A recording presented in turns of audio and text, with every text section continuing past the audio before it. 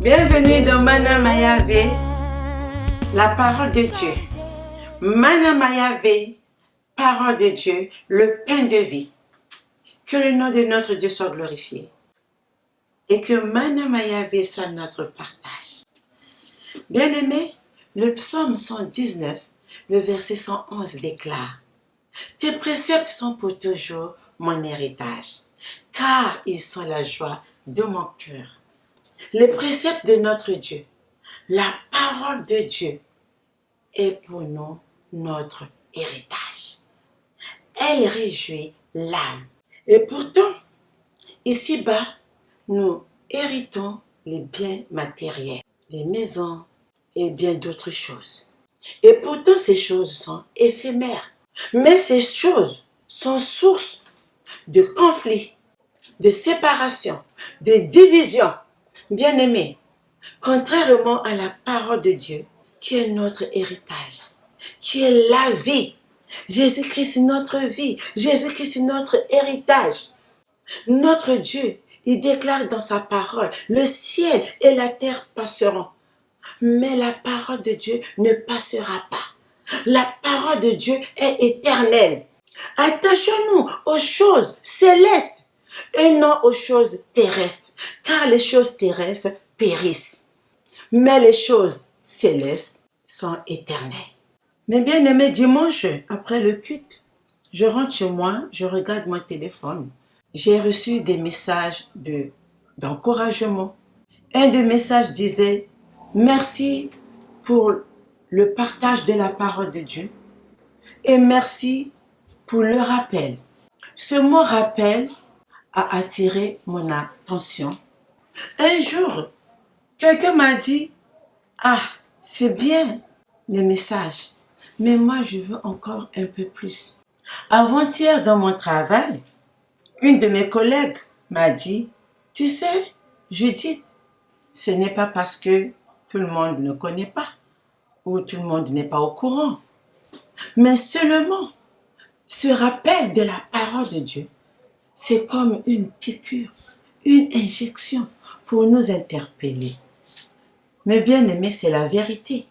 Cette parole, même si c'est du déjà vu, déjà entendu, elle demeure efficace, elle demeure vivante, parce que notre Dieu n'a pas changé. Il est le même Dieu, et cette parole est toujours authentique. Redites-moi l'histoire de l'amour de Jésus. Parlez-moi de la gloire qu'il promet aux élus. J'ai besoin qu'on m'instruise, car je suis ignorant.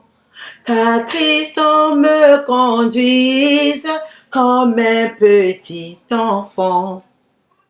Redites-moi l'histoire, redites-moi l'histoire, redites-moi l'histoire de l'amour de Jésus.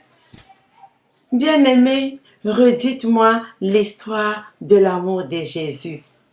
Cette histoire, c'est l'amour de Jésus-Christ. Christ est venu dans ce monde. Jésus-Christ est venu nous sauver. Il est venu nous délivrer de la puissance de l'ennemi. Il nous a retirés des ténèbres et nous a transportés dans son royaume, dans sa gloire. Bien-aimés, Christ est notre vie. Christ est notre héritage. Redites-moi l'histoire de la crèche à la croix. Éveillez ma mémoire, oublieuse parfois. Cette histoire est si belle, dites-la simplement. Elle est toujours nouvelle, répétez-la souvent. Redites-moi l'histoire, redites-moi l'histoire, redites-moi l'histoire de l'amour de Jésus. Oh, bien-aimé, redites-moi l'histoire. Cette histoire, elle est toujours nouvelle. Répétez-la souvent. Cette histoire, elle est belle. La parole de Dieu, c'est un bonheur, c'est un plaisir de la méditer tous les jours parce que la parole de Dieu est notre vie. La parole de Dieu, c'est cette parole qui couvre tous les domaines de la vie. La parole de Dieu, c'est notre conseiller. Bien-aimé, toi qui penses peut-être que tu connais toutes choses, mais je vais te dire une chose, c'est Christ qui accomplit, c'est Christ qui fait croître, c'est notre Dieu qui convainc. Vous savez, en matière de Dieu, il y a aussi des bébés spirituels. Vous savez, il y a des nourrissons. Un nourrisson se nourrit du lait et après il passe à l'étape de la diversification. C'est de même pour un chrétien. Il y a des bébés spirituels et il y a des gens qui sont déjà à la nourriture solide. C'est pourquoi cette parole, faut pas la sous-estimer. Notre Dieu, c'est lui qui convainc, c'est lui qui nous enseigne. Nous, ce que nous faisons, c'est de partager cette parole, de prêcher cette parole.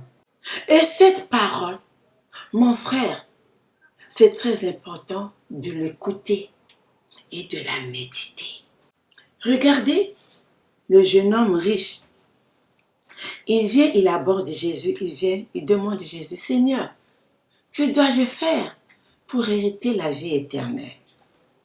Jésus lui répond dans Marc le chapitre 10, le verset 19.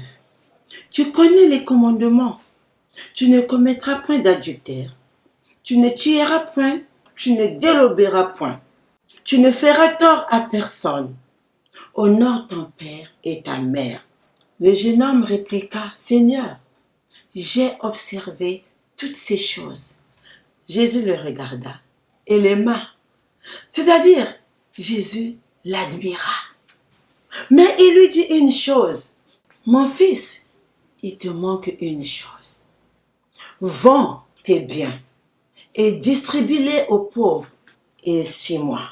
Et tu auras un trésor dans les cieux. Mes bien-aimés, Christ est notre trésor. Christ est notre héritage. Aspirons à la parole de Dieu. Aspirons à cet héritage qui n'est pas éphémère, mais éternel. Mon bien-aimé, vous savez, ce message doit être répété, doit être médité tous les jours. La parole de Dieu déclare, heureux l'homme qui ne marche pas selon les conseils des méchants, qui ne s'arrête pas sur la voie des pécheurs et qui ne s'assied pas en compagnie des moqueurs. Bien-aimé, mais qui trouve son plaisir dans la loi de l'Éternel et qui la médite jour et nuit. Qui est cet homme qui médite la parole de Dieu jour et nuit? Cet homme est comme un arbre planté près d'un courant d'eau qui donne son fruit en sa saison et dont le feuillage ne se flétrit point. Tout ce qu'il fait lui réussit. Mon bien-aimé, c'est pourquoi le psalmiste a dit, ta parole réjouit mon cœur. Parce que tout ce qu'il fait lui réussit. Bien-aimé, que cette parole soit notre vie. Que cette parole soit notre héritage. Que cette parole demeure en nous. Parce que Christ est la parole authentique.